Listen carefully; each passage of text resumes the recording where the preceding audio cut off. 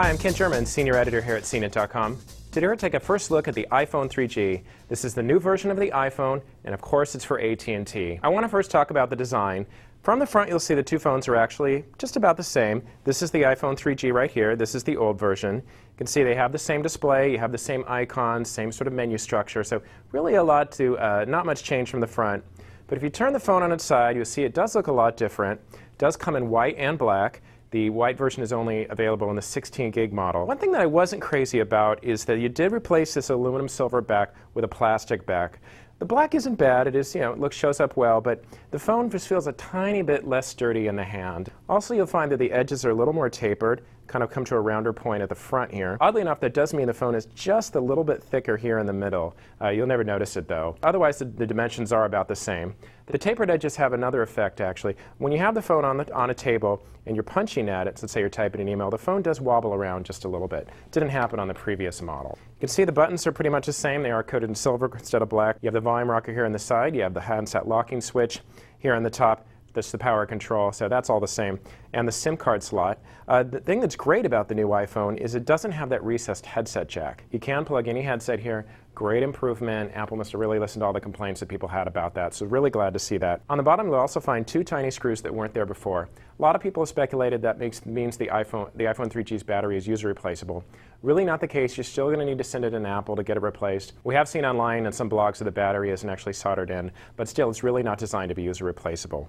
Otherwise, you have the same speaker and the microphone here at the bottom. Also on the bottom, you can see there is the charger jack. That is the same as well.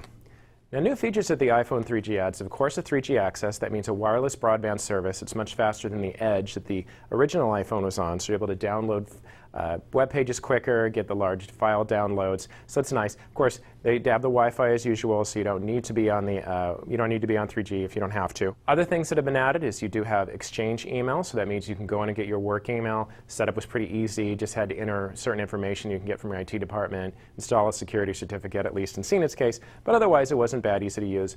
The new iPhone also has assisted GPS, which means it uses satellites as well as cell phone towers and Wi-Fi hotspots. The original iPhone only used the towers and the Wi-Fi hotspots to find where you are. It has live tracking, so you can follow yourself along.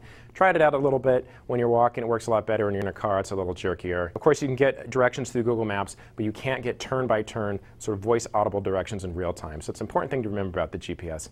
Almost like real GPS, but just not quite. Other things that the new phone will add that you can also get on the current iPhone through the iPhone 2.0 software update is a scientific calculator. You can get contact search, you can get parental controls, and of course, you get the iPhone App Store. This is really one of the most exciting things about the new iPhone. It really goes a long way in making the internet in your pocket, as Apple has always promised for the iPhone. You can download apps to the phone pretty quick and easy. You can do it over Wi-Fi or you can do it over 3G. You still cannot buy iTunes songs without using Wi-Fi, but you can get the apps. Of course, you can also connect the iPhone 3G with your computer and then download iTunes apps or any songs that way as well. Besides the 3G, besides the enhanced GPS, the new iPhone doesn't offer a whole lot more features that you can't get on the current iPhone with the iPhone 2.0 software update. But really, the addition of 3G is a great thing, really good for when those moments you're not on Wi-Fi. We've noticed already that it is quicker. Call quality seems a bit improved in the initial calls I've made on the current iPhone. Was a little quiet at times. The volume was low. A lot of people complained about that. You also had a lot of GSM buzz that they call it, so a little background noise. Didn't hear as much of that on the new iPhone. One thing that I'm going to be concerned about on the iPhone, which you've seen on other reviews, is that the 3G and the new features do eat up into the battery quite a lot.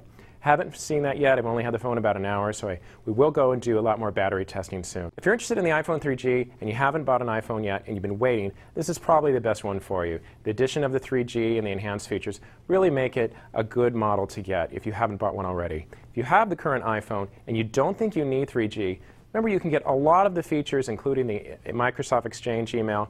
You can't get that assisted GPS, but you can get most of the other features I talked about using the software update. Of course, the new iPhone is a little cheaper, $199 or $299 or $399, $499, depending on your upgrade eligibility. That does mean it's cheaper than what the original iPhone cost when it first came out. Of course, you will make that up in terms of the more higher price plans. I'm Kent Sherman, Senior Editor at Cnet.com, and this is the iPhone 3G.